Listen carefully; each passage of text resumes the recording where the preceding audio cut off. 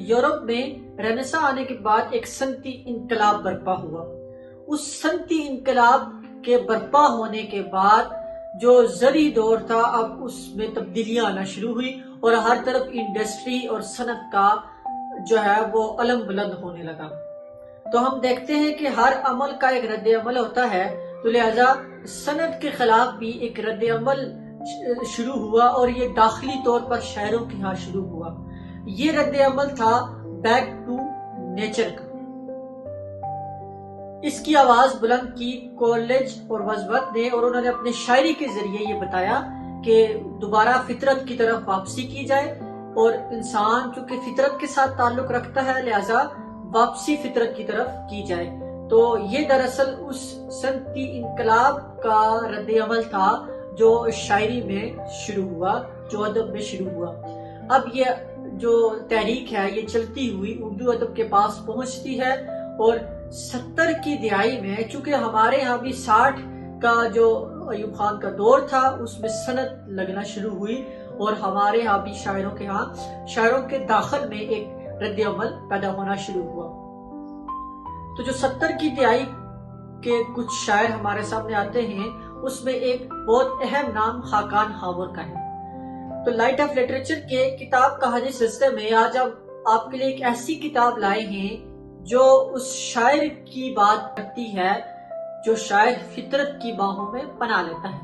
یہ کتاب ہے اگلی رت کا پرچم۔ جی ہاں، خاقان خاور کا کلیات اگلی رت کا پرچم۔ اس میں خاقان خاور کی شاعری کو جو ہے وہ بیان کیا گیا ہے، اور جو ان کی غزل ہے اس کو بیان کیا گیا ہے۔ تو ان کی شاعری میں آپ کو جا بجا فطرت کے عناصر نظر آئیں گے، اور اس کی خاص وجہ بھی ہے۔ آپ مثال کے طور پر اس پہ غور کریں، ان کے کلیات کا نام ہے اگلی رت کا پرچم۔ اب رت کا لفظ کس قدر فطری لفظ ہے، یہ فطرت کی ایک تصویر ہمارے سامنے لے آتا ہے۔ اسی طرح جب آپ ان کی کتابوں کے نام دیکھتے ہیں تو کتابوں کے نام میں آتا ہے کہ گلاب لے کر کہاں چلے، یا بور کی آنکھ۔ تو اب یہ دیکھیے وہاں پر فطرت کے عناصر واضح طور پر نظر آتے ہیں۔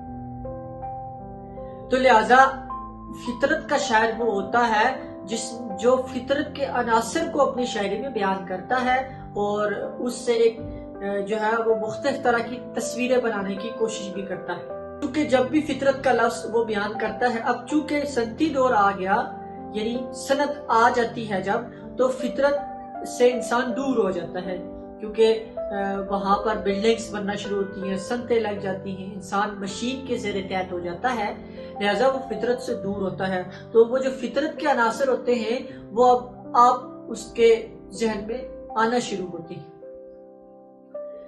پہاڑ، درخت، چاند، سورج، پھول، ٹہنی، جتنے بھی آپ فطرت کے لفظ دیکھتے چلے جائیں گے وہ آپ کو پھر شاعری میں نظر آئیں گے۔ اور یہ جو الفاظ ہوتے ہیں ان سے تصویریں بہت خوبصورت طریقے سے بنتی ہیں۔ آپ دیکھتے چلے جائیں خاقان خاور کی شاعری کو تو اس میں آپ کو نظر آئے گا کہ کس طرح سے فطرت جو ہے وہ اپنا ظہور پا رہی ہے۔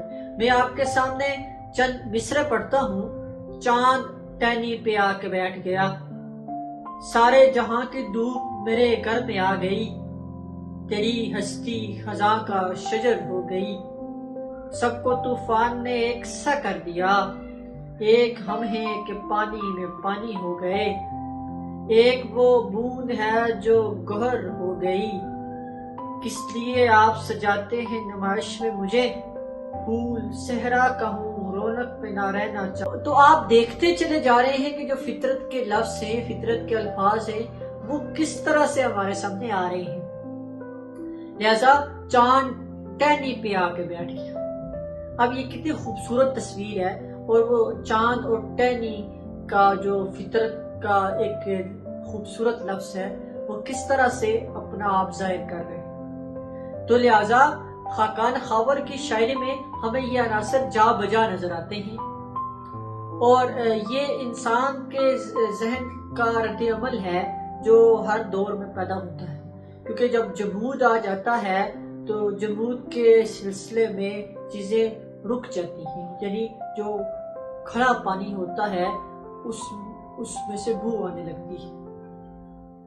جب پانی حرکت میں ہوتا ہے تو وہ جو ہے وہ اپنی روانی سے پتہ چلا جاتا ہے، اور وہ خوبصورت نظر بھی آتا ہے، اور اس میں حرکت بھی ہوتی ہے، اور وہ ایک زندگی کی طرح ہمارے سامنے نظر آتا ہے۔ تو لہٰذا زندگی بھی یہی ہے، چاہے وہ زندگی انفرادی سطح پہ ایک انسان کی ہے یا اجتماعی سطح پہ پوری انسانیت کی، وہ زندگی جب حرکت میں رہے گی، جب عمل کا رد عمل پیدا ہوگا تو اس میں چیزیں آگے بڑھتی چلی جائیں گی۔ یہاں پر خاقان خاور کی میں ایک ایسی غزل آپ کے سامنے پیش کرتا ہوں، پوری کی پوری فطرت کے عناصر پر موجود ہے، یعنی اس میں فطرت کے عناصر آپ کو جا بجا ملتے ہیں اور آپ اس کو دیکھتے چلے جائیں۔ پیڑ پھولا نہیں سماتا ہے، چاند ٹہنی پہ آ کے بیٹھا ہے۔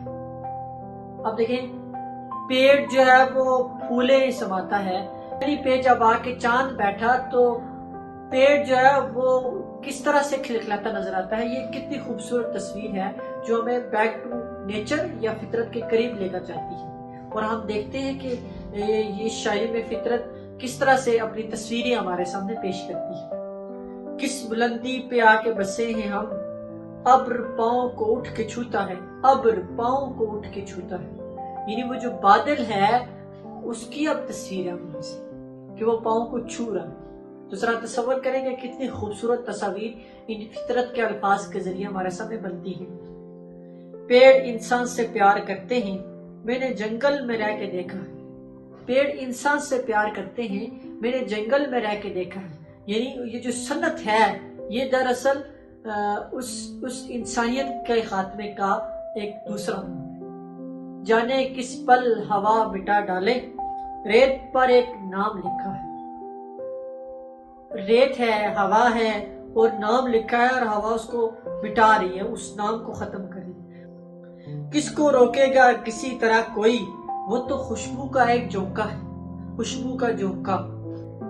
کون سمجھائے شاخ کو خاور، پھول ہے وہ سے بکھرنا